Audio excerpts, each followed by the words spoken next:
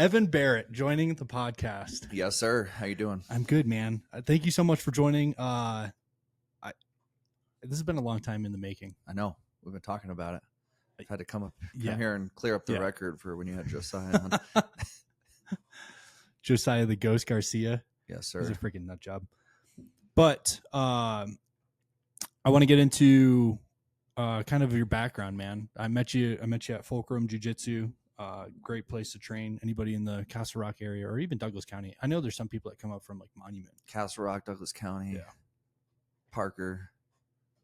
Where's the furthest person? I don't know. Probably like Elizabeth. Nothing crazy.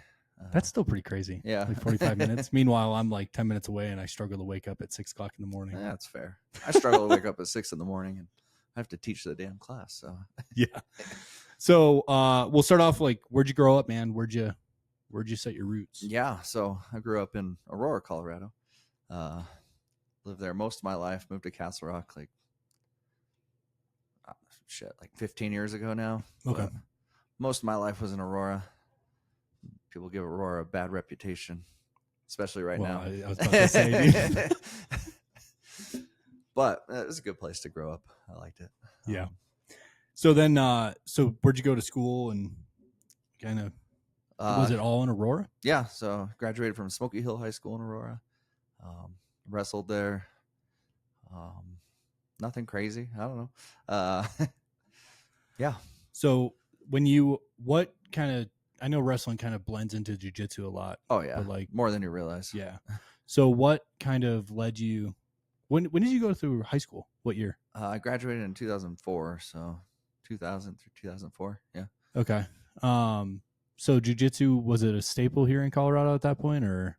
A little bit. I think I was a sophomore in high school. One of my wrestling coaches, he was doing jiu-jitsu and he invited us to like come try a class and whatnot. And I think I went to one and I didn't like the fact that we did it barefoot because I got mat burn all over my feet. And I was like, nah, screw this jiu-jitsu stuff. So I didn't even think about jiu-jitsu until a few years after high school. And I was itching for some grappling still. So that's when I got reintroduced to jiu-jitsu. It was a little bit after high school. But I look back on that and I'm like, I wish I would have started that early. Yeah. Because that would have been an additional, 10 years? Maybe 8 years. Yeah. Yeah.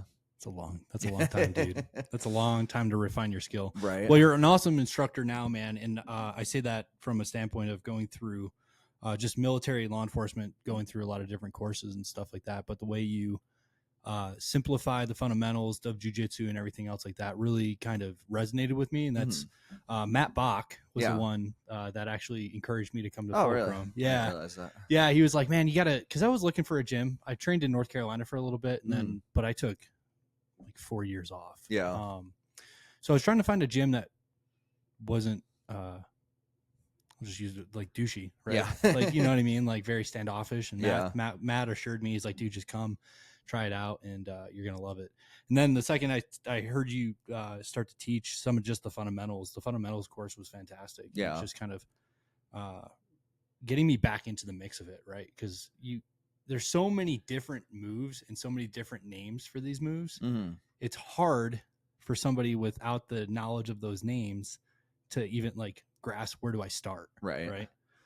And yeah, I think that's a thing that people struggle with a lot when they first start doing jiu-jitsu is like, there's all these moves that I have to memorize. And something I've really been trying to encourage people. And I got this idea from my current instructor, Rob Bernacki, is like, jiu-jitsu is moves. Yeah. But more so it's like looking at it a lens through like a conceptual base, realizing that it's more of like your alignment connected to your partner's alignment and how can you keep good alignment while trying to take your partner out of alignment. If you simplify it down to that small of a concept, you start to kind of pick things up a lot easier than you would if you're trying to memorize 1,000 different moves. So yeah.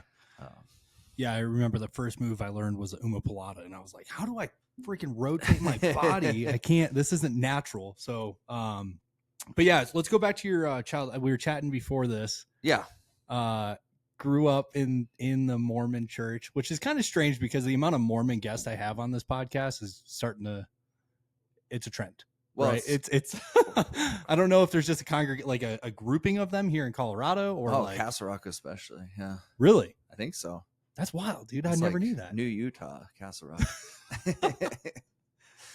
But you grew up in the church, yeah, and then kind of separated, but you had some funny things to say as far as like being on the list and having people. Oh yeah. Yeah, I mean, I kind of fizzled out of the church, but like I never got like excommunicated or anything like that. I was just, I was doing other things. And I did have a child out of wedlock when I was 19 years old, so that didn't help either. But yeah, when I first moved to Castle Rock, I guess I was still on the list of people for them to come talk to. And one day my father-in-law was like working in the garage and the Mormons came up and he knew I'd been pirating stuff on the internet. So he thought they were the FBI. He didn't realize it was just the Mormons coming to talk to me. So they walked up and were like, "Hey, is Evan here?" And he's like, "Who wants to know?" So that's a true bro right there. Like, who are you? Yeah. I don't know Evan until you tell me who you are. You have my back. I appreciate that. Sounds like a good father-in-law, man. Yes, sir. So you started before you got into full-time instructing. Mm-hmm. What did you do? And I guess let's when did you start actually training jiu-jitsu and at where? So I started training jiu-jitsu in 2008 while I was still in Aurora. Okay. Is in a place that doesn't exist anymore. It's called Fusion Academy in Aurora. And that gym was run by it was actually a purple belt. It was a Hickson Gracie affiliate.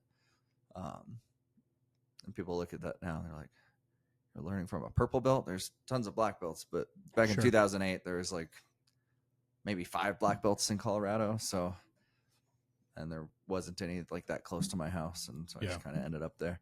But it's a good academy. Like they were, because it was a Hickson Gracie affiliate, like they were very regimented and focused on the fundamentals. So I feel like I got a really good base for my fundies through that. When did you have your like first competition? It's probably like a year after I started training. Okay. How did it go? Did you win? Did you lose? It went well. It was a learning experience either way. But yeah, if I remember correctly, my instructor at the time, he was very particular, and like a week before the competition, he's like, "Evan, I don't know if you should go do this competition, man. Like, I don't know if you've been training enough." I'm like, "Nah, man, fuck you. I'm going to go do this competition." Like, yeah. He's like, "Okay." Then he showed up and he didn't realize I signed up for both gi and no gi divisions. And he just wanted me to do gi. So he got pissed at me for that. But I think I won both the divisions. But why would he get upset doing gi, no gi? Was it like really focused on the gi at this previous gym? Yeah, but honestly, I'm not sure. I think he felt like he had a reputation to uphold in the community, and he was afraid I was going to go out there and get my ass kicked and ruin it. But I did fine. I was about to say, did you get your ass kicked? No, I did good. Did you win by submission points? First competition. I know I'm pulling on the memory strings here. I probably had like 3 or 4 matches, but most of them were probably submission. Okay. So, yeah. So you? Let me ask you this, because one of the harder things with jiu-jitsu from an observation standpoint, right, is the point system. Mm-hmm. Now the refs, I think, are doing a better job of calling it out, and especially with the scoreboard, it's really nice. But when you first started out, were you focused on points, or were you just focused on, I'm going to choke this dude out, or I'm going to get an arm bar or something? Yeah, I was mostly focused on trying to get a submission back then, but I guess I kind of understood the points pretty well just because I wrestled through high school. Yeah. So it's not, I mean, it's a little different, but it's not that much different. Like 2 points for a takedown. Like I mean, there's no guard passes or anything like that in wrestling, but And you can give them your back. you can figure it Right. out. Yeah, yeah, yeah, exactly.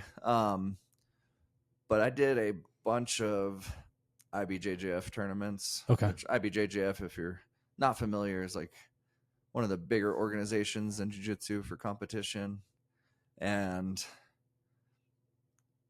I'll be honest, from white belt to brown belt, I didn't win a single match Really? in IBJJF. And that organization is very point focused. Like, people are willing to get their points and then just stall for as long as possible. And Don't so the refs call out stalling and they like do, deduct but points? they do, but they don't. Like, it's a little bit subjective. Okay. But yeah, so it took me years to actually win an IBJJF match. And that's like when I really started to focus on like how to play the game within IBJJF, which IBJJF stands for International Brazilian Jiu Jitsu Federation. Okay. I always say it and I always get the acronym messed up. Yeah. It's like one of those, I don't know. It never sticks in my brain. Yeah. So how did that feel? You know, cause at this time, what were you doing as an occupation? Yeah, for pretty much the whole time I was training jiu-jitsu up until maybe late brown belt. Yeah, late brown belt. I was working overnights at a hotel.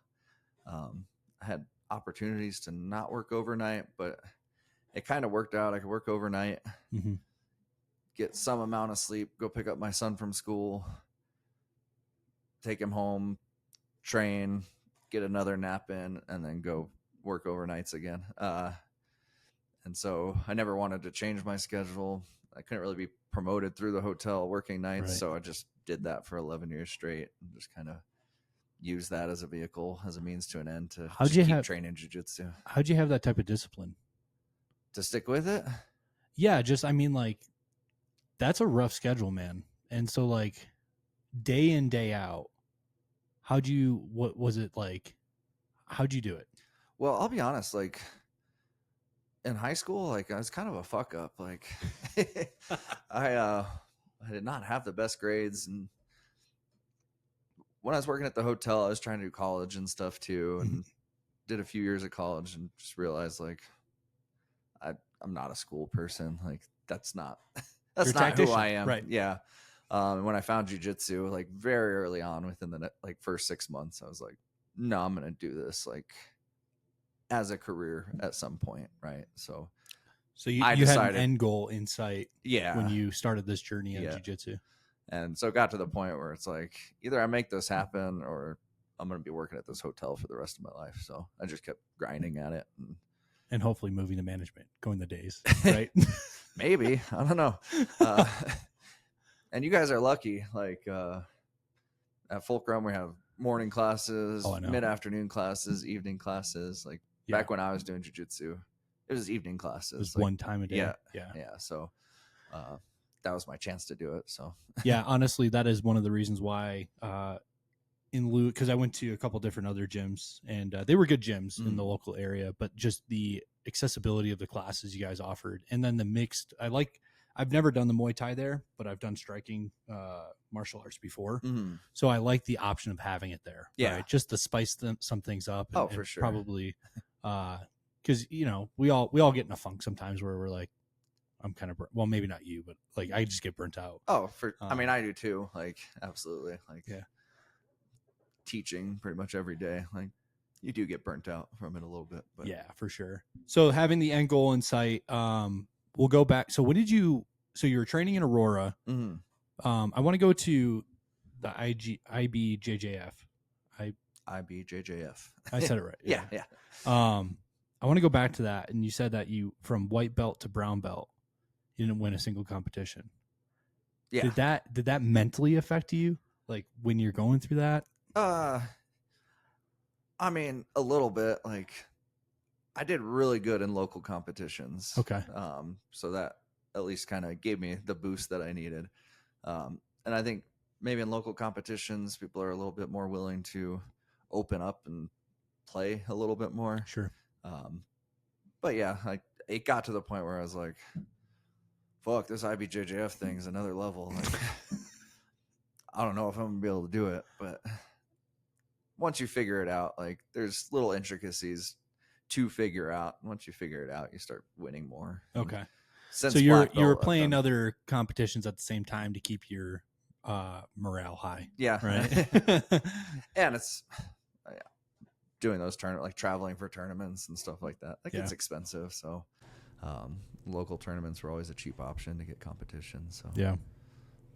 No, it seems you know, in the grand scheme of things, it seems like I've only went to one IBJJF. Mm-hmm. Or I'm sorry, watched it. They streamed it online. Okay. And it was a streaming service. It was pretty decent. One thing that kind of sucks is like it's not like UFC fights. No. Where it's like it doesn't get the I guess unless Gordon Ryan is playing. And it's like Yeah, and Gordon Ryan would never do an IBJJF. No. What is he primarily in? I mean, he does like ADCC and Okay. other like pro organizations and things Yeah. like that. But IBJJF gets a lot of shit in the jiu-jitsu community nowadays because like that's not where the spectators are leaning towards, Sure. and they won't. But as far Is it because as of the rules that they have associated with like how it's done? it's the rules, it's the bureaucracy. Okay. They don't pay you to do it. Like you're paying $150 to do the tournaments. And you get Where nothing. there's other organizations that are more spectator friendly that will actually pay their athletes. Okay. But I will say about IBJJF, like as I'm getting older, like I'm going to be 40 soon. I'm not going to be competing with some of the young people Right. in those like pro organizations, ADCC and things like that. So it's a good option because they have age classes. Yeah. Like every 5 years up until 60 years old. So it's that's pretty something legit. people can always find competition with. And I guess I appreciate that about them. But yeah, they get a lot of shit. Yeah. So, at what year did you end up going from the gym in Aurora to Fulcrum where you're at now? This is probably 2010. So it was like a year and a half after I started jiu-jitsu. Okay, so pretty quick out the gate. Yeah. And what did you transfer over as? Did you start over again as a white belt? I was still a white belt when I Okay. came to Castle Rock. I think I had 3 or 4 stripes. And after I did my first tournament with Castle Rock Brazilian Jiu Jitsu, I got promoted shortly after that to blue belt. Okay. But there was a 6-month gap between when I moved to Castle Rock and starting Jiu Jitsu again. And I'll have to show you some pictures. I got real fat in that. Oh, did you really? Between that 6 months? Yeah. Got up to like 225 pounds. Holy shit. Yeah. Like What'd you cut down? I was about to say, dude, you're like super usually cut around now. 180, so. That's nuts, man. Yeah. So let me go. So when you transferred over to Fulcrum, and did you already have a competition under your belt? You said yes because of the Aurora one, right? Yeah. Okay, but you won that one. Mm-hmm. Let's talk about the first loss. Oh. It's a hard. I know. Bringing up salt into wounds, but No, I mean, it's not that bad. Losses are part of the process. it's part of the learning process for sure. But I guess, how did you feel going into the competition? Did you feel prepared? Did you not feel prepared? And then post facto? Yeah, actually, my first loss was an IBJJF tournament. It was Pans in California. Went out there with one of my friends, and we were both convinced we were going to take the whole thing. Smoke it. Yeah. I think I got cross-collar choked pretty early, and that was that. That was a wrap. So then afterwards, were you pretty bummed out, or did you did you feel like you needed to go back and like learn how to defeat cross collar chokes? Yeah, I guess. I mean, you kind of have to shrug off the losses. Like, I compete so much that like there's gonna be some losses. Sure. You kind of have to shrug them off and try to learn as much from it as you can. Like, there's always a takeaway when I have losses. So even a couple weeks ago, I did Master Worlds, and I won my first match, and then just got destroyed in my second match. And I realized, like, there's another level. Like, Right. So I had the realization, and I don't mean to sound cocky, but like any mid-level black belt, I feel like I can beat. But then there's like the number 1, number 2 seeds at those world divisions that just get me, where I feel like I'm not even close. So I've come back from that where I'm like, okay, what do I need to do to take it to that level? Take it to the next level. Yeah. And then recently, still trying to figure that out. well, I mean, it's you guys travel from time to time and go to seminars. Yeah. Pretty much all around the world, I'd Yeah. say, because you went to Canada not too long ago. Yeah. Is that kind of like you refining your blade? You know, as a black belt. Oh yeah. I try to do as much as I can. I feel like the more I can do, the more legitimate of a coach it's going to make me. So I try to go to seminars as much as possible. Train with people I think are beneficial to train with. Compete as much as I can. And ultimately that will make me a better coach, I think. We'll see. Do you feel more pressure now that you're when did you become the lead coach at Fulcrum? And I guess who was before you? Okay, so there's kind of a history there. So when Fulcrum started, I pretty much was the lead coach from the get-go.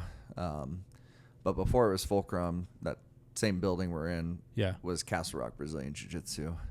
And that was run by my professor that took me from white belt pretty much to brown belt. His name was Curtis Hill. And then he ended up selling the gym to Dusty. I don't know if you've met Dusty before. I don't think so. And when he took it over, he runs another business. He does electrical stuff. Okay. And he's got like 8 kids. So he's super busy. He's like, I don't have time to. Is he a Mormon too? Surprisingly not, no. I mean, with 8 kids. Right? But yeah, he just asked if I could try to run things down there.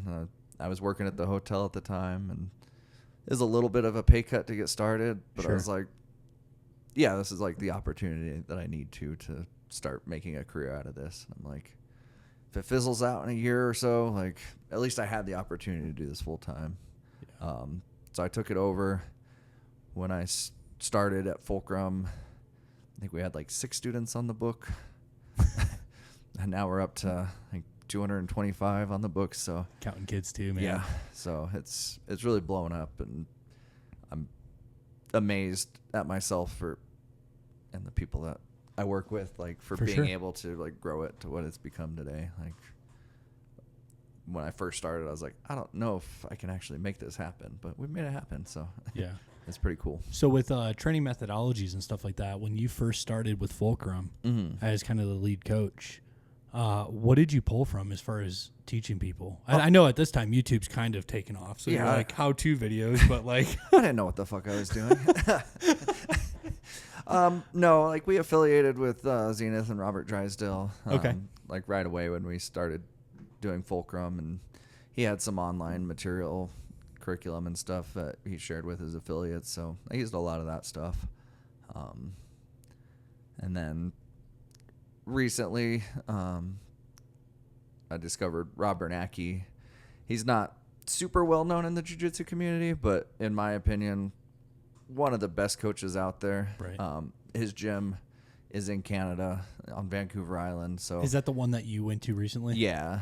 And so he doesn't have like a ton of people, but right. as a coach, he's incredible. And he has an online site that has thousands of videos worth of content, and it's all very solid stuff. So I've been pulling a lot of material within the last year or so from him, and been working with him and stuff like that. So it's been great.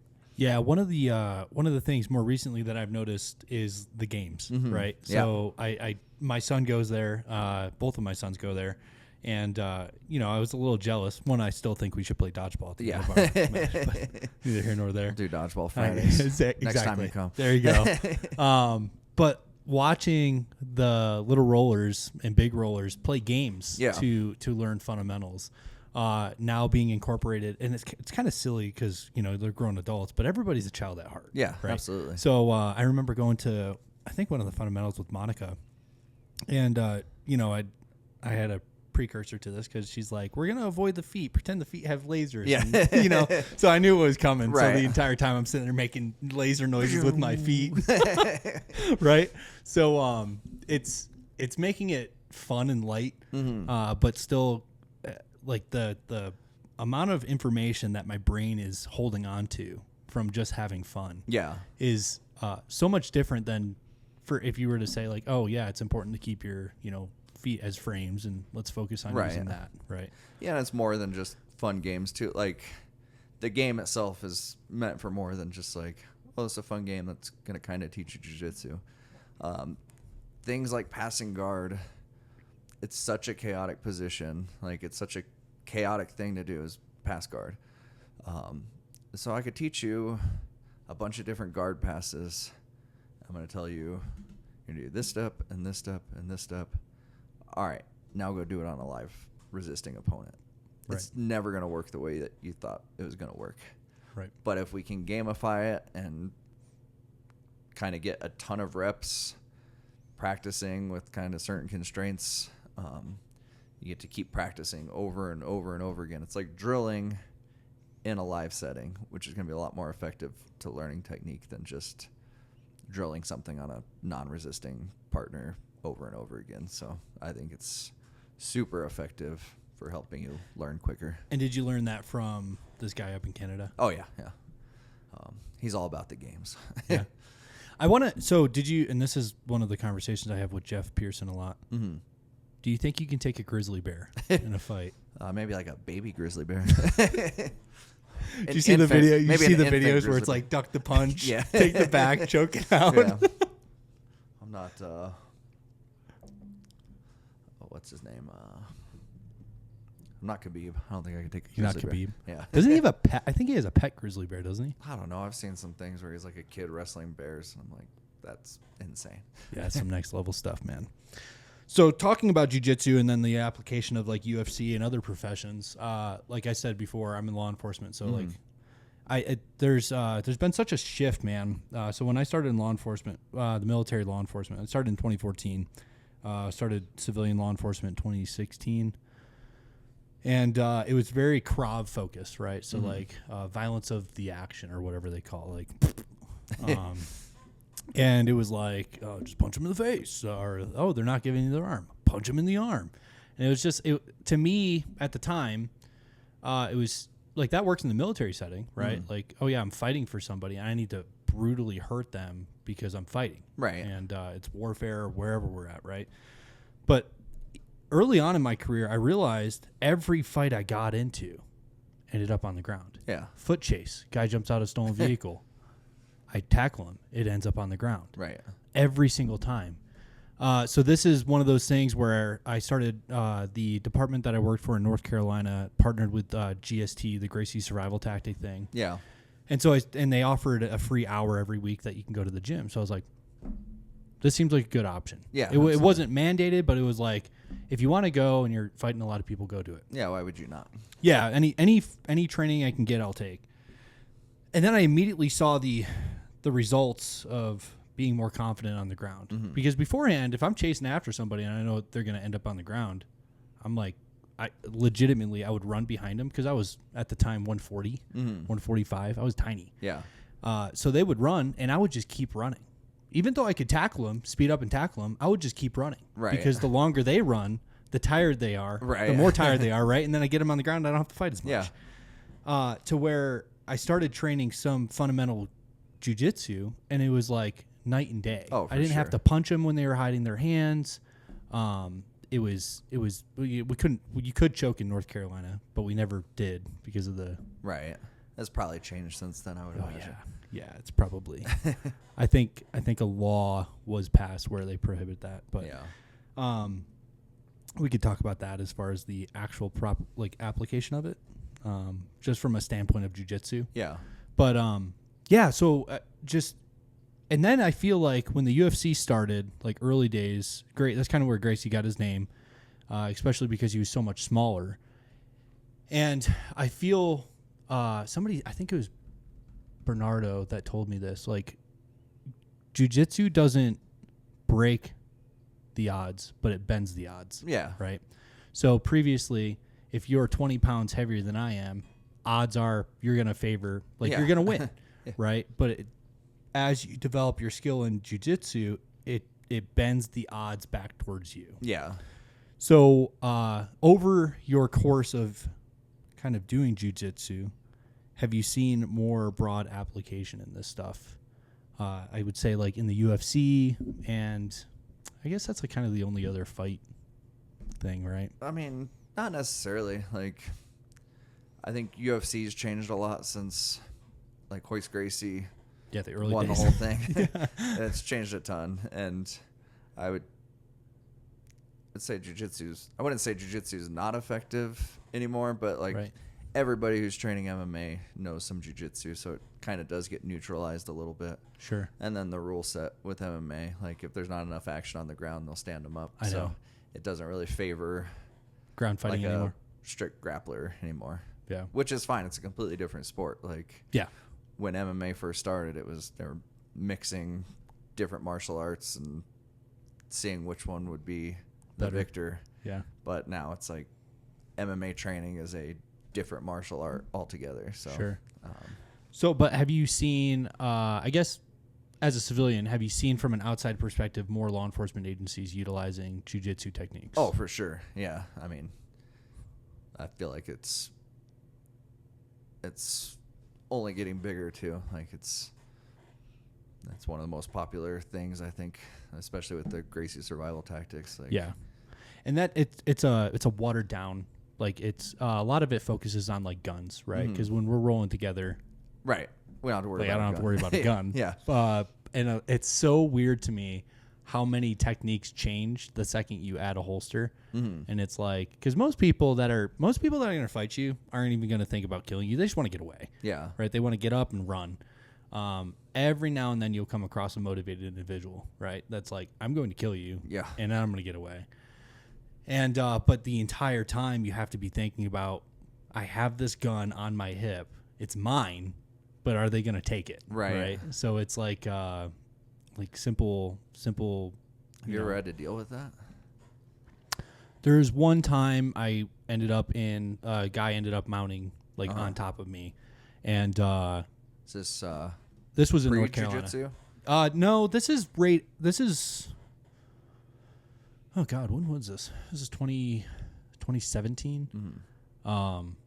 Yeah, it was a no shit situation. One, officer safety, I'd been on for a year, been involved with a couple other fights at that time in Durham. But this guy got the drop on me. I pulled him over because he was speeding. He had bloody knuckles and everything. And I was like, well, that's weird. Yeah. So I get him out of the car and he's complying and everything. And I'm radioing him and dispatch calls me and it's like, hey, that car is seen dropping a woman off at the hospital. She's all bloodied up. And I've got no backup there. My backup's coming. Yeah. And as soon as like I'm radioing the guy, like as soon as I have my hand on my radio, the guy's coming at me. And he just tackles me, gets on top of me. He didn't go for my gun or anything, but he was trying to hit me. Oh. And so like I'm just, turtled up. Yeah. And he's, thank God he whacked the ground and busted his knuckle. I think he broke his hand. But then after that, all I did was just grab his back and just hold. Because at that point, the other thing too is like jiu-jitsu, you for the most part don't have to be worried about getting hit. Right. Every now and then there's an accidental elbow or something. Right. And it does jog, like you're like, oh my God. That's definitely something you should think about like while you're training. Like Yeah. Yeah. Can they hit me right now? Yeah.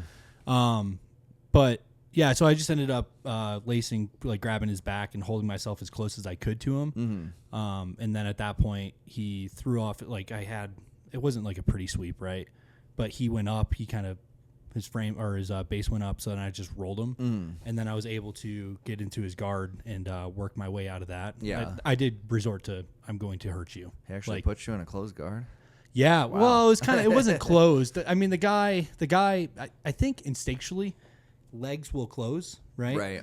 I don't think it was like skilled. It definitely wasn't skilled because it wasn't higher at all. It was super low. So I was able to just hit him once in the crotch and stand up. But yeah, that was definitely a no shit situation for me. And that's when I started taking the training a lot more serious. Yeah. Right. You have this close call and you're like, oh, shit. It actually like surprises me. Like there are a lot of law enforcement who do jiu-jitsu or train something, but when you're in a career like that, you would think that you'd really be worried about that and take your training a little bit more seriously. So it's like a good thing that you got into it. I like that. Yeah. And then so even right now, so I train GST at the department I work at right now. And I really wish people came in with a learning posture. When people come to the gym, they're paying to be there and they're motivated to be there. Right. The problem with training some officers is they just don't want to do it. Yeah. And it's really frustrating as an instructor to try to like send the message like this might save your life. Yeah. Right. You just want to go in and get through it, sort of thing. Yeah. Yeah, they're like, all right, it's my annual time. I'll just check the box and I'll do the moves and okay, that's enough. Yeah. So from a motivation standpoint, it's pretty difficult. Yeah. But I have tried to incorporate some of those games, like gamifying it a little bit more. And I've gotten a little bit more buy-in. The older hats are a little like, oh, I'm not a child. I'm not playing games, you know? So. Dude, games are important. Yeah. And I like to think about it like a video game.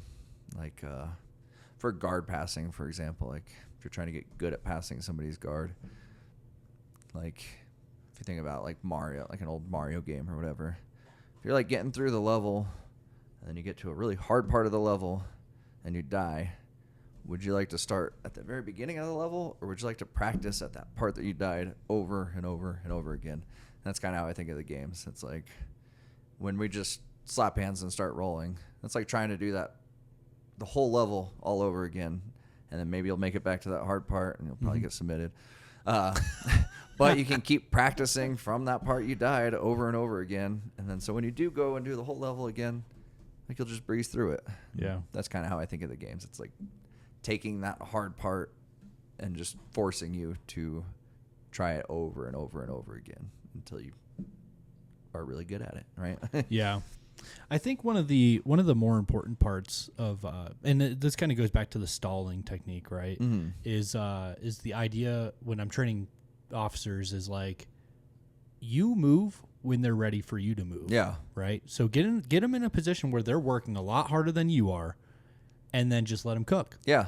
And when they're cooked, make your move. Yeah. That's kind of goes back to like a smaller guy beating a bigger guy. Yeah. How it bends the odds. Like you want to be as efficient as possible. And if you're being efficient with your energy and you're fighting somebody who's untrained, it might be effective for a little bit, but if they're not being efficient, they're going to get cooked, and that will be your time to do what you need to do, right? So, yeah. Yeah. So actually, I need to pee real quick, so let's take a quick break. All right, we're back. We're back. All right. So I started asking this question, but never finished. When did you make black belt? It was 2018, so just past my 6-year mark. Okay. I'm unofficially a second degree black belt now. Officially, unofficially? What does that mean? Through like IBJJF, I'm a second degree because I've met the time criteria, but okay. I'm waiting until I actually get given my second degree from my coach. So who's your coach now? So currently it's Rob Bernacki. We recently just made a switch with the gym. We were under Robert Drysdale. I don't know the dramas of that. No drama. I just really like Rob Bernacki, and just in the last few years, training with him and stuff like that, I decided I'd like him to be my coach, and it's been magic from there. Yeah. So I always assume this is kind of like so in the South, I was never really a churchgoer, but I had friends that attended a lot, and they always talk about like pasture splits. Oh, right? yeah. You know, like when the church splits and it's like you have to choose which pasture you go to. It's not as dramatic as that. I mean, it's a little bit like that wasn't a fun conversation to have with Drysdale that, hey, like we're leaving your affiliation, we're going somewhere else. Like, sure. Because I don't want him to feel like jaded. He was a bad coach or he was a bad affiliation to be under. It was nothing like that. It was just, I was excited for a new opportunity, a new change. And sure. Yeah. So. And it's like different perspectives too, right? Yeah. You know, it's kind of like it's unique at Fulcrum that there are so many different coaches that step up. Yeah. Right. So you teach one way. I know you guys have a curriculum that you send out, but it's interesting to go to coach. We'll say Monica, right? Monica's teaching one way, and I pick up certain things from her, and then I go. Very rarely have I gone to back classes just because my newborn and shit. But But when I did, it's interesting to see the same curriculum taught, but then I pick up on a different key aspect of it too. Yeah, right? everybody has their own styles, and like I try to write their curriculum so that people can put their own flavor to it. Sure. And people have different body types and different ways of doing things, so it's not always one size fits all with jiu-jitsu. Like there's going to be little tweaks and adjustments that change how things are done. Yeah. And so you could go to one class and be like, this shit is not going to work for me. You go to another class and be like, that was the key. That was it. Yeah. Yeah. My back does not move that way. Yeah. So you made the switch when? Officially, like, I think 2 weeks ago. Oh, okay. Yeah. So this is like new. Yeah. Very recent. Okay. And then how did you, so you went from Rob to Rob. I made it easy. What's the last name? So you went from Robert Drysdale to Rob Bernacki. Okay. And how did you meet this guy? So Rob, I found his website probably 3 years ago. I was telling you about that earlier. He's got Use last names. Rob Bernacki. Okay. I found his website. He's got really an amazing curriculum on there.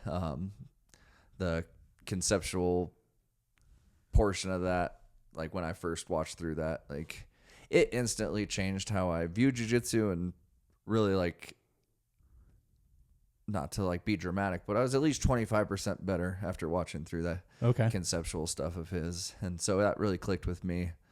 And then about 1.5 years ago, we were like, we should get him out for a seminar. He came out and taught a seminar at our gym, and he really just like blew everybody away. Like the way he taught that seminar, it was very different from how most seminars go. We had him out again. I talked to him the second time he came out, like, hey, like, do you have affiliates and things like that? And he's like, yeah. And he's like, you just have to ask me to be your coach. I was like, yeah, let's do it. Let's make it happen. So in that process, is there like, I'm assuming there's a lot of like contracting, or like, how does that look in the back end of stuff? Not really. Not as much as you'd think. It's not as sexy as in my mind. It's not like a franchise for a business or anything like that. It's really just who you're representing, kind of through competition and kind of the way you're teaching. So, and especially with Rob Bernacki, like, he doesn't charge an affiliation fee, which I really appreciated that. Right. Yeah. And he's giving all our members like a discount on his online site. So I think that'll go a long ways in like kind of connecting the things that I'm teaching with the things that they're learning. Like they can always reference that. So yeah, and I'm assuming that he has videos that are posted up of how to do certain things. Oh yeah. He's probably got at least 3,000 videos. Holy shit. Whole conceptual series. He's got a whole 101 section, 201 section. Like, sometimes I feel lazy because that guy had all this time to make all these videos. Sometimes I don't have enough time to watch 1% of the videos he has on there. So that's pretty cool. You're teaching a lot. Yeah. You're passing on your knowledge to people that need it. Yeah. So when you made this shift, so let me ask you, so how does the black belt system work? You're a 2nd degree black belt now, right? It goes up to 4? Oh, man. It goes up to 5, and then I could be wrong. Like, it goes pretty deep, like, after black belt. Like, in the minutia of, like, skill set and stuff. I believe the 6th degree black belt, you get your coral belt, which is a red and black belt. Okay. Kind of looks like a coral snake. Yeah. And then several years after that, like 30 years after that, you should be able to get like a red belt, but there's very few red belts in the world. So, I mean, it's kind of... Is that your goal? No. My goal is just to keep training. That's a good goal. Like, really, after black belt, like, black belt's the last skill belt you're awarded. Everything after that is just time on the mat. Like, how long have you been training? Okay. So there's not like a criteria other than time. Yeah, pretty much. So, like, after 3 years, you get your 1st degree. After another 3 years, you get your 2nd degree. Another 3 years, you get your 3rd. Who tracks all this shit? Years. I mean, it's up to you to track it, but then like IBJJF kind of considers themselves as like the governing body, so they do a lot of that as well. Yeah. Yeah, exactly. We need to find a new person to award that responsibility. Yeah. It's hard. I mean, a lot of people talk about jiu-jitsu being in the Olympics one day. Like, there needs to be a governing body. And I mean, breakdancing is. So yeah. Why not? As much as IBJJF sucks sometimes, like, they are that governing body. And they're bureaucratic until somebody and better comes around and yeah. changes that, like, that's how it's going to be. So, yeah, it seems from talking to you and talking to other people that have gone through it, the bureaucracy is kind of annoying. Yeah. But it does serve a purpose of tracking. Yeah. Right. The TISM in me likes that it's very regimented. Like, Right. they do not bend on any of the rules. And so it's like anytime I go compete at one of those tournaments, the layout is always the same.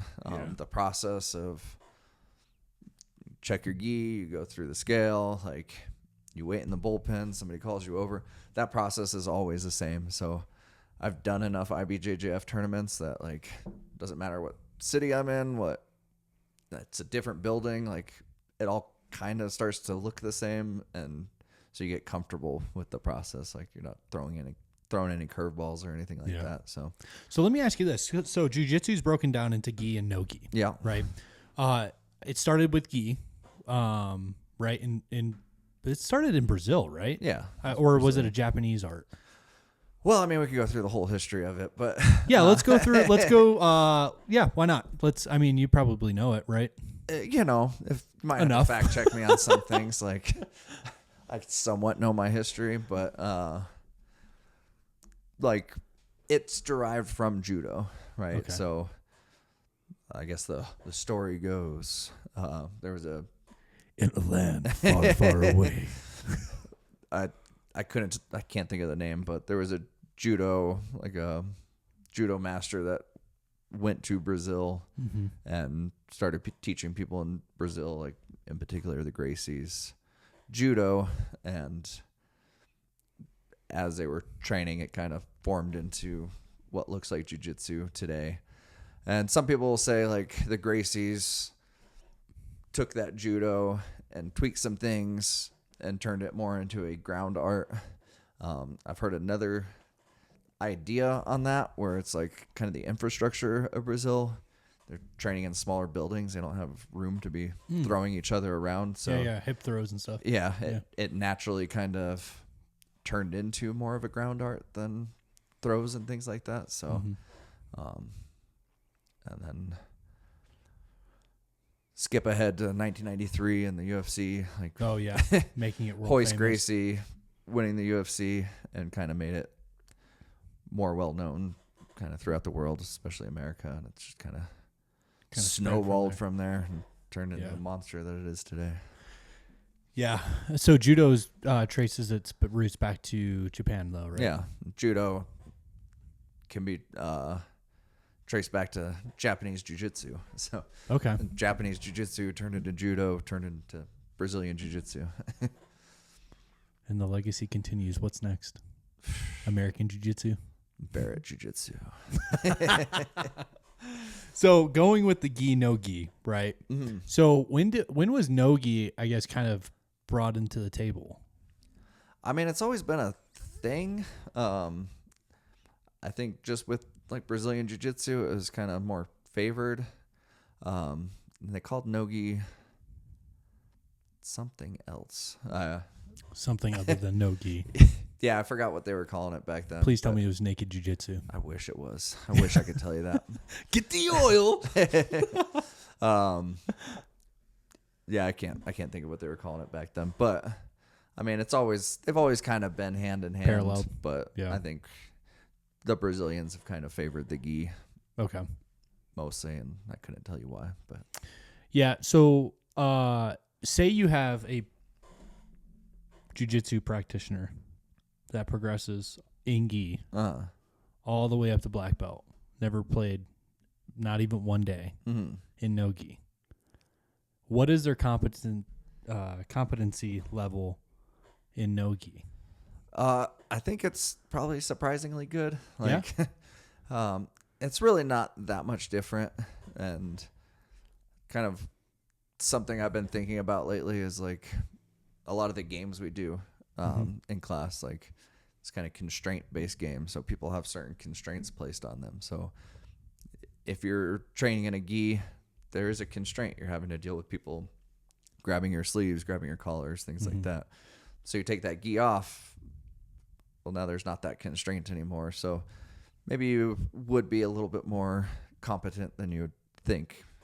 Even though you're used to wearing that gi. But I think if you wanted to do no gi, you probably should be doing both. But no gi has turned into kind of a sport of its own. And it's getting to the point where they're going to be kind of two separate things, I think, at some point, if it isn't already. Yeah, I feel like this is just like me. I'm already kind of spazzy. I'm trying to dial that down, especially with my injuries. I think my injuries actually made me a better jiu-jitsu practitioner in the sense of it slowed me down a lot. Hey, it's constraints. Yeah, seriously. It's like, oh, I can't, either my shoulder injuries, my back injuries, or even my foot. It's just made me realize like I can't spaz. Yeah. Right? But I do feel like with no gi, there's that element of almost like wrestle up, right? Like you got to be quick. You got to kind of be a spaz to get to a position that's more advantageous. Yeah, a little bit. I always thought like as I got older, I'd favor gi jiu-jitsu because it's a little bit slower. Right. But what I'm starting to realize is like my hands just fucking hurt all the time from training in the gi for years. From just grabbing shit. Yeah. And so actually as I'm getting older, I'm starting to favor no gi a little bit more, even though just it is C-grips. Quicker. Yeah.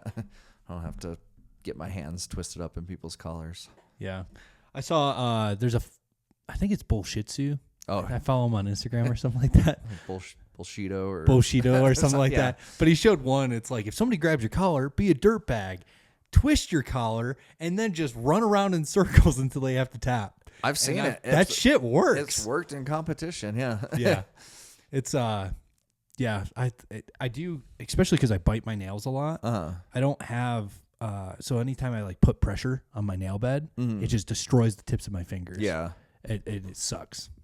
Big sucks. And then I have to go to work and I have to type a lot. So I'm like sitting there and the whole day just sucks. Yeah. And something I've been trying to tell people more recently with being a teacher, like I did jiu-jitsu for so many years and nobody told me, but like when it comes to grips, like you shouldn't be a greedy bitch, especially in training. Like there's a tendency for newer people to get a grip and they want to hold on to it. Yeah. Like it's the best thing in the world. But like the more greedy you are, the more it's just going to mess up your fingers. And that can be like long-term damage on your hands. Yeah. Tendon injuries, man. Are probably some of the worst. Yeah. Because you're talking like 8 weeks after surgery. Like especially if you jack one of the bones up in your wrist or something, you'd be out of the count for 2-3 months. Yeah. And just the joints in your fingers in general. Like if you think about like the twisting motion that you create, like when you're making those grips and people trying to fight out of them, like it makes your joints arthritic after time if you're being too greedy with it.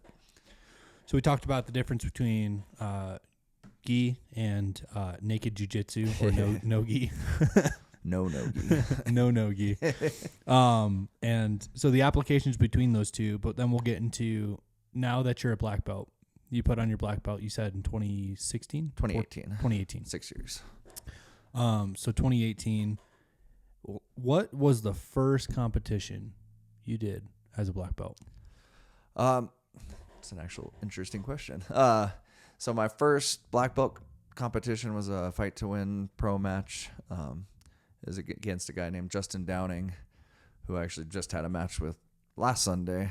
It was our first time going against each other since then. So that's it's cool. Kind of a throwback. Yeah.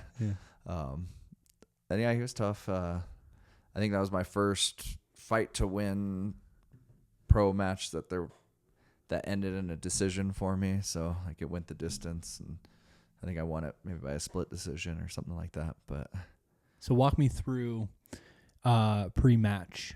What was going through your head?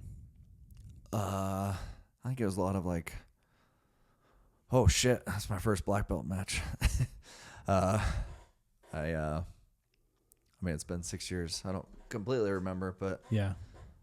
I mean, I was nervous. It's a big step, and I think like I'd been running the gym for at least a year or so, so I had like a bunch of students that were showing up to watch me, and you get a bit of a imposter syndrome when you get promoted in jiu-jitsu. So it's like, fuck, I don't want to go and like lose, and people think that I'm not actually a black belt or I'm not deserving of the black belt. Yeah. So I don't know. I felt like there's a lot of pressure in that match. Lately, I feel less of that. I was about to say, going into the match, the second they started, did all those, I call them, I don't want to sound schizophrenic, but like voices, like the anxiety. Yeah, it calms down a lot. Yeah, I was about to say, did you dial in?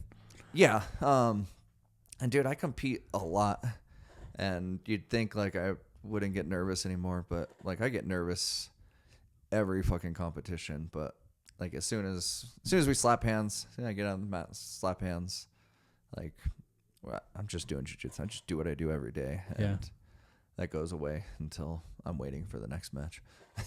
So you said decision, so point based? For that is kind of a submission only event. So they kind of, at that point, they had like a 3-judge sort of thing, and whoever had more substantial submission attempts would have been the winner. So almost submissions. Yeah. So huge boost in ego at that point? No. Really? I mean, a little bit. Dude, I struggle with that a lot. Like, even being 6 years of black belt, like, I struggle with like the confidence of holding that rank, I guess. It never truly goes away, but I guess the more I do it, the more confident I feel. But there's always like a little bit of self-doubt and stuff like that. But is it productive self-doubt? I think like it can areas, be. You know? It pushes me. Like, I don't think I'd compete as much as I do if there wasn't that self-doubt. Like, I feel like I'm always trying to prove something. Got a bit of a chip on my shoulder. Like, proving it to us or yourself? Both. I don't know. Not to you, but to the imaginary doubters that I have in my head. Yeah. And after my match last weekend, I won that by submission. But I was at the gym the other day talking about it, and I was like pissed off at the ref. I was like, yeah, there was one point in the match where I had like a shoulder clamp arm lock, and he kind of fought out of it. Like, and I would have thought that would have been worth at least like one point for like a minor submission attempt, but he didn't give me that submission attempt. And I was so pissed. They're like, why were you pissed? Like, you won. You won. Yeah. I was like, yeah, but that's not enough. Like, I don't know. I feel like there's always a little bit of a chip on my shoulder that I'm trying to prove something, and it's productive, but it's also, I also understand like that's also a character flaw, you know? Yeah. I mean, you can rudiment on stuff. Yeah. And I think we do it. It doesn't just have to be jiu-jitsu, right? It can be anything. But it does for me. When I feel that way, I feel more motivated. Yeah. You know, it kind of pushes me. I kind of go through spouts. I'm like, every now and then I realize like, oh, those are just like, it's external noise that I don't really need to focus on unless I want to. But sometimes it's a good reminder of what I should be focusing on. Right. I mean, you always need that, like, where you feel like you're trying to prove something to someone. Yeah. Even if it seems like cocky or not productive, like, to bring like a whole nother discussion into it. That's not jiu-jitsu, but like, I'm a big fan of like Eminem. Yeah. And that guy's been doing it for 25 years, but he like keeps putting out music, even though he doesn't have to. Right. Like, he's well solidified. He's got lots of money, but he keeps putting out music. And it's always because like he feels like he has to prove something to someone. So Yeah. I feel like having that just motivates you to keep going. So Yeah, and I truly think it kind of helps us develop as humans. Yeah. Right. Like, what is the human existence but to try to better yourself? Yeah. In whatever aspect, you know, it can be in art, it can be interpersonal, whatever it is, right? You know, and and having, if you didn't have that, I just feel like you didn't feel like you had to prove something, or you didn't feel like there was like a goalpost to go towards. Yeah, what would you be? Yeah, what would you be? Like, what is your purpose? Sad sack of shit. Yeah, my therapist would say, well, that's just existence, and that's being present. And I'm like, dude, I get being present, but there's still like those external like motivators. Yeah. It makes you feel good. Yeah, you need that. Yeah. So you felt that pressure, then you feel that pressure now, especially when you compete. Let's go back to this rematch. You did end up winning by submission. What'd you get him in? This is a rear naked choke, but really ugly rear naked choke. But it was maybe like 5 minutes into the match, and we were both huffing and puffing, and he started trying to attack one of my legs, and I got up on top and just cranked my arm underneath his neck, like forced it under there, and just pulled him back on top of me, and ended up choking him. The ugliest submission you've ever seen, but You won. it got the job done. Yeah. The whole foot game thing, man, is so bewildering to me. One, because of the injuries, like I see in the videos, right? And it's from having it done to me, there's not too much pain until there's a lot of pain. Right. And then the second, because I asked Cody Barrett, trains at Balm. I think he's a purple belt right now. But I asked him, I was like, hey, can you go ahead and apply this real quick? I wanted to see if like how easy it is to do with like a boot. Yeah. Right. Surprisingly easy. I'm not saying, please, if most people that train jiu-jitsu aren't dirtbags. Right. So that's never really going to be an issue. But the second you put a boot on or a shoe, it is so easy to grab. Oh, yeah. And it's nuts. So I asked him, I was like, hey, go ahead and grab it, see how fast you can get it. He got it super quick. And I was like, hey, add some pressure until I feel it.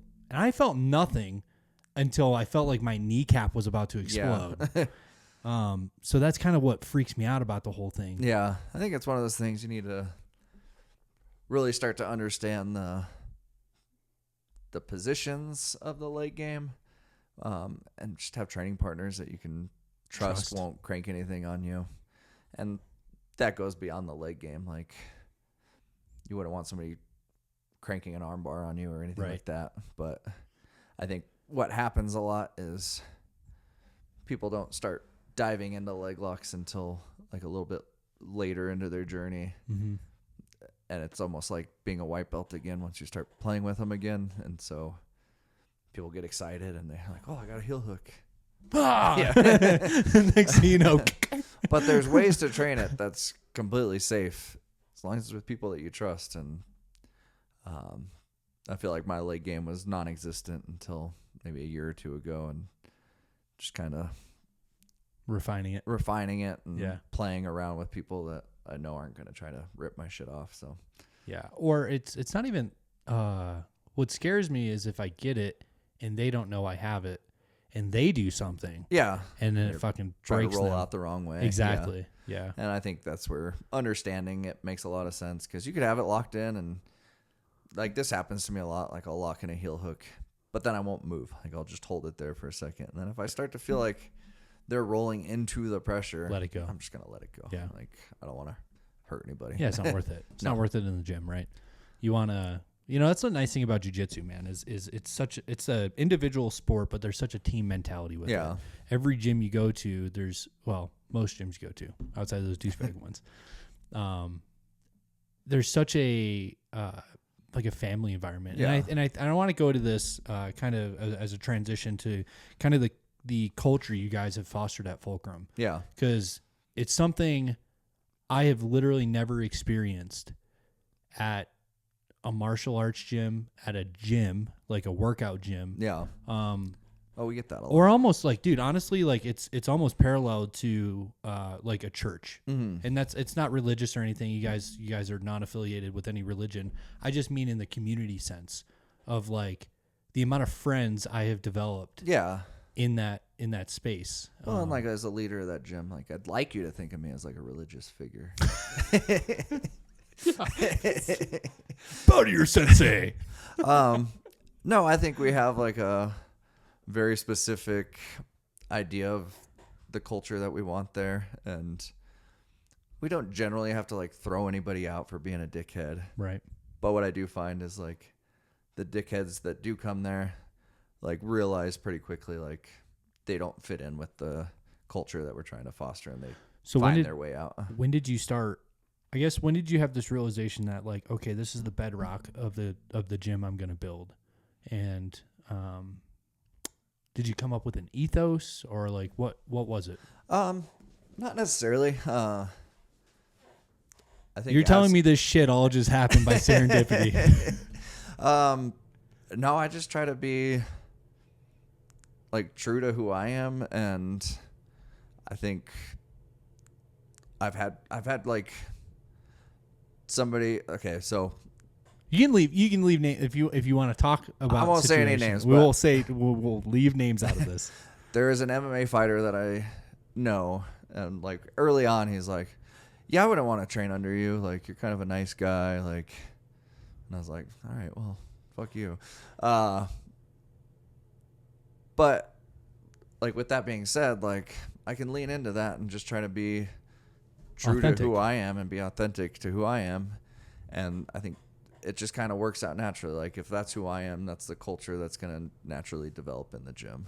Yeah. And every once in a while, you get people that shouldn't be there that stay a little bit too long that you have to kind of nudge out. Yeah. But I think a lot of times people are like, damn, there's like 6 gyms. There's 6 jiu-jitsu gyms in Castle Rock. Like, how do you compete with that? And I think for me, it's like, I don't necessarily have to compete with that. People are just going to find their tribe. And I feel like what I'm trying to cultivate is pretty specific to, I don't want any dickheads at our gym. Like, Yeah. and I like having a good like family environment, and it doesn't mean that we don't have people that are good as fuck, because we do, but I'm not trying to be the dickhead gym. Yeah. You're not trying to be the Cobra Kai Yeah. of jiu-jitsu. I don't want to be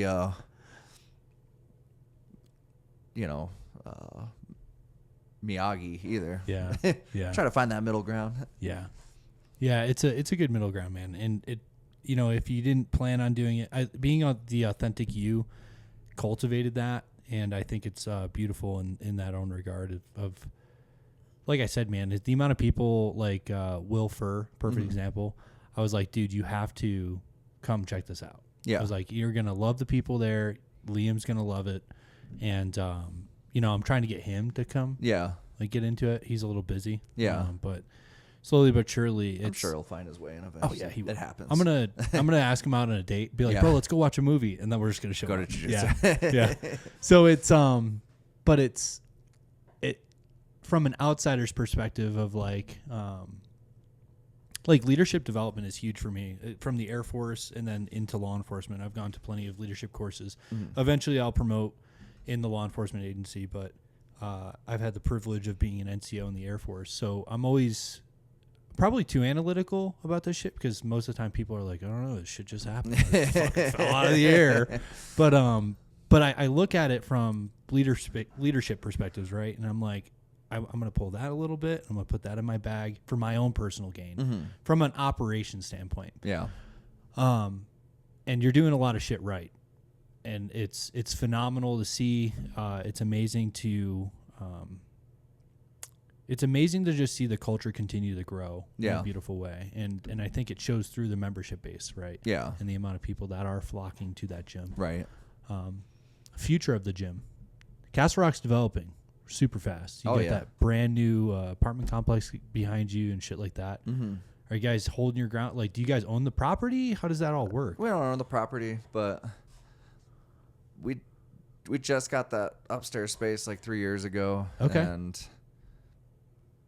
like we signed a 3-year lease when we did that, and we're like, okay, so it's coming up. It's coming up, but it feels like it's been a month. Like that time went by so fast. So it's like we'll try to stay there as long as we can until we just kind of grow out of it. I think trying to jump into something bigger too soon is probably a mistake. So try to overextending and stuff like that. Yeah, exactly. But you guys, I mean, dude, even going to some of the adult classes, Muay Thais and everything going on, it's a full house. Yeah, especially in the evenings. Yeah, it gets crazy. Yeah, Piss or like Shark Tanks, bro. I go there, I'm like, I didn't need to show up for this. We're really pissing off that sandwich shop next door too with the parking situation, but we'll grow out of it naturally. Yeah, that sandwich shop that will remain nameless needs to get their head out of their ass and realize it's a parking lot and there's no laws that state. I know you want to be a good neighbor, but yeah, pretty annoying. It is. So we covered a lot, man. Did I miss anything? Future ambitions of you, I think you don't think you'll stay with it for another 30 years? Become a red belt? I think I will. I'll stay with it, but I mean, wheel you out on the mat. I mean, I have no plans on ever quitting. Like, yeah, I hope to be 80 years old and still doing jiu-jitsu. I don't see why I wouldn't unless I get horribly paralyzed, but you know, knock on wood. Yeah. It's not going to happen. And this is real wood. Oh. Contrary, it is IKEA, but it's real. It's pine. It's very nice pine. It's a nice pine. So, how? I know you went from Robert to Robert, and I'm drawing. Robert, right? Yeah, Robert Drysdale. Robert, and then the new guy, Drysdale. Drysdale's the old guy. Bernanke's our new guy. Any ambitions to being like a Bernanke? To be what? Like Bernanke? Yeah. I have a really hard time like making content and sending it out online. I get camera shy. Well, you're doing great in this, man. Thank you. But yeah, I'd like to do that. I just want to keep growing my own knowledge. Like obviously I teach for a living, so like why not start to grow into a bigger position as I start getting more under my belt. But I'm in no hurry. I like what I'm doing now. Yeah. I would say it's like it's a marathon, not a sprint, right? Yeah. So it's and that's it's hard. I feel like let me backtrack real quick. Why do you think a lot of white belts? Because I have my theory. Why do you think a lot of white belts stop going? I think it's a lack of focus, and not necessarily on their part, but like I think jiu-jitsu can be so complex, and if you don't know the things you're supposed to be focusing on as you're getting started, you end up quitting. If you're not getting the support you feel like you need, you end up quitting. And I think something I've realized recently is it's a hard thing to walk into a gym and get beat up. And if you take some days off, maybe you take like a week off, 2 weeks off, you almost feel embarrassed to come back. And people shouldn't feel that way, but it's like, oh man, I haven't been there in 2 weeks. Like, it's going to be embarrassing walking back into this gym after not being here. So, I think you need the community. Like, you need to, if you're thinking about doing jiu-jitsu, like find a place that has a good community, and try to embed yourself into that community as early as possible, because that's what's going to keep you motivated and keep on training. I wouldn't have made it as far as I have if I didn't have the people around me to push me to get this far, you know? Yeah. Any special shout outs to the people that developed you? Let me pull out my scroll. My first coach, Curtis Hill, he was always an awesome coach. He did a lot for me as far as all that early on stuff. Drawing a blank. But yeah, he was my biggest coach. And then Robert Drysdale, he kind of helped push us. I think I learned a lot being affiliated with Zenith about kind of being a more like professional operation and not just a shoot from the hip podunk gym in a basement.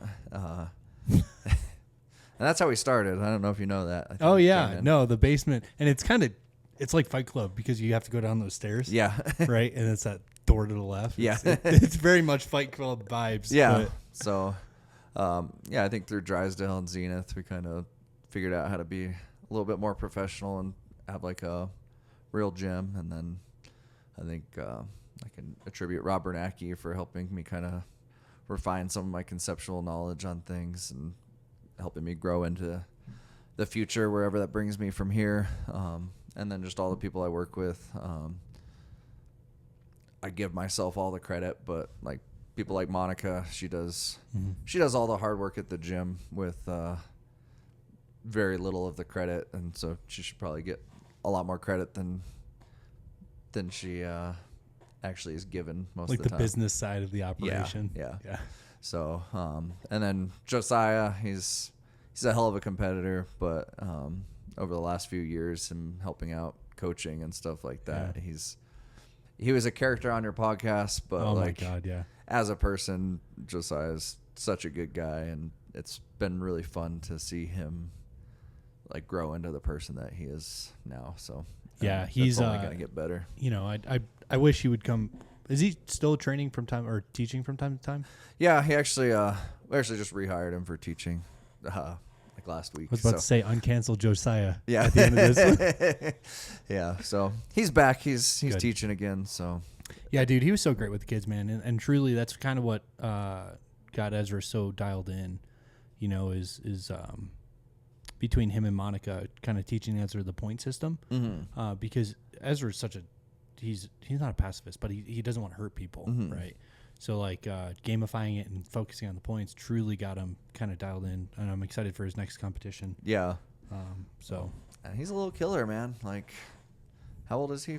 5, 6? he's 5 right now. Okay. Yeah. So he's got a long ways to go. And Dude, I wish for you a know 5-year-old, I can't rewind the clocks, but like I wish I got into this when I was younger. Yeah. When he first started coming to that low rollers class, Oh yeah. I kept trying to like pair him with like kids kind of his size. Yeah. But then I realized he just steamrolls over them, so I've had to start. I'm like, oh, okay. Yeah. Ezra's here. I thought he was here, but no, he's a little monster, man. Yeah. It's fun. Well, I'm glad Josiah's back, man. He was a character on the podcast, but to clarify, you know, that's what gets the views.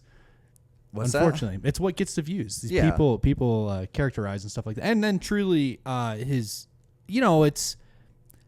I was talking to you about this beforehand. Jiu-Jitsu's not recorded very much or even streamed. I wish there was more of a steady streaming platform that did jiu-jitsu matches, especially like when Josiah did the Octagon. And I guess he had one competition when he first became a blue belt. Oh yeah, that he talked about. It was like fight to win. Yeah, and you were like, hey, it's okay if you lose. And, like, he traumatized. He mischaracterized what I said. I mean, Josiah, you're going to lose, and that's okay. Yeah, he thought I said you're going to lose, and that's fine. But I was just like, you're going to have lots of opportunities for these. Like, win or lose, like, I'm proud of you. Just keep it up. Like, keep going. Yeah. Now, when you said that, was that coming from a point of something you wish your coach told you in that first competition? Not necessarily. I think because it was a pro match, like quote unquote pro match, he felt like if he didn't do well, like they wouldn't invite him back. I'm like, no, man, like it's still early on. You're going to get tons of opportunities for this. So, So those matches are kind of filmed, but for the most part, it's not. And but I think Josiah is a character. Yeah. You know, Josiah the Ghost Garcia.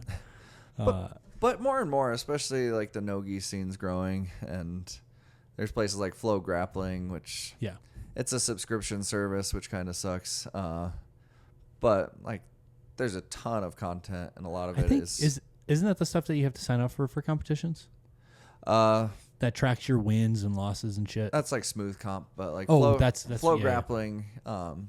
It's like a video service for like mostly jiu-jitsu. There's wrestling and stuff on there too.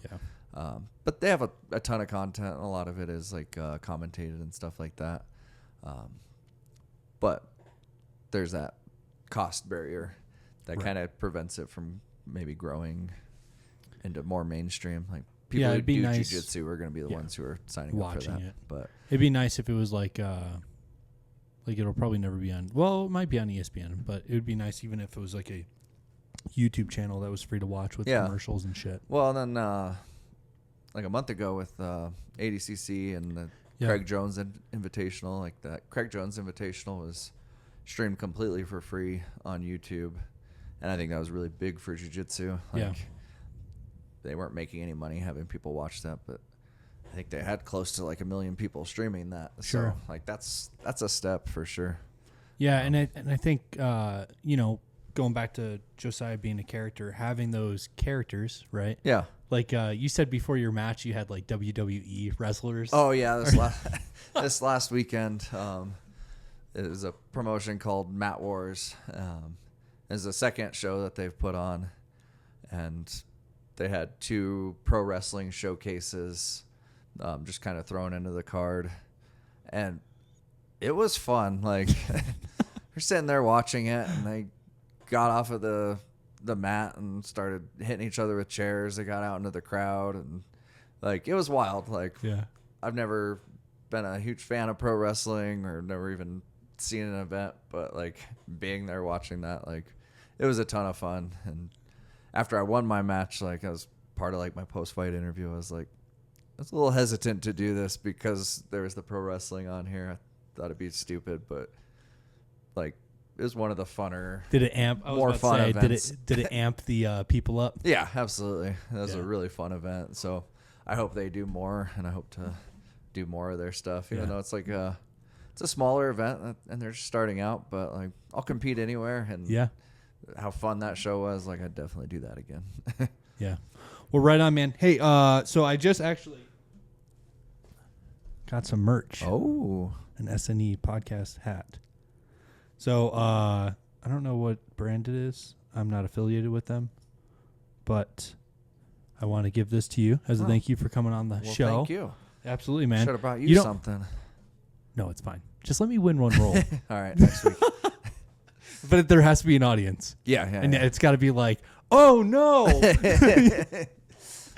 We'll Yeah. come up with the most elaborate submission we can think of.